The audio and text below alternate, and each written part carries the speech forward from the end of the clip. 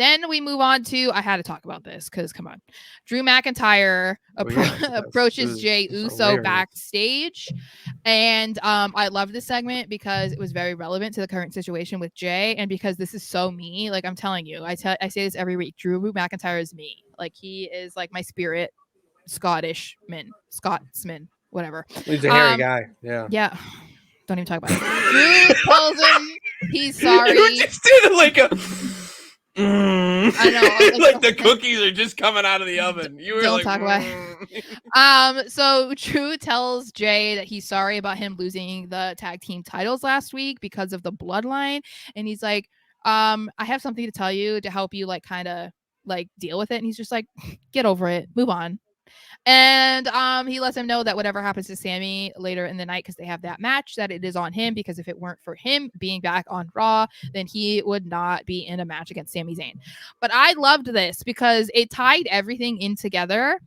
And it was something that up until that moment, really, that Jey hadn't been on the receiving end of, dealing with the bloodline interfering in a match that was important to him and costing him it. It's like he was always part of the problem for other people.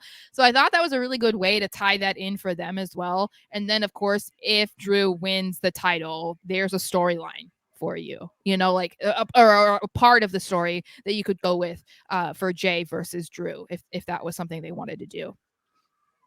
Yeah.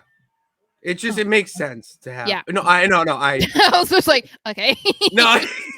Let's move on. Okay. I agree that it's another person to add to the opponents for Drew McIntyre to face for the championship. And how unreal would it be for Jey Uso to face Drew McIntyre for the World Heavyweight title and then have that kind of ripple effect into the bloodline?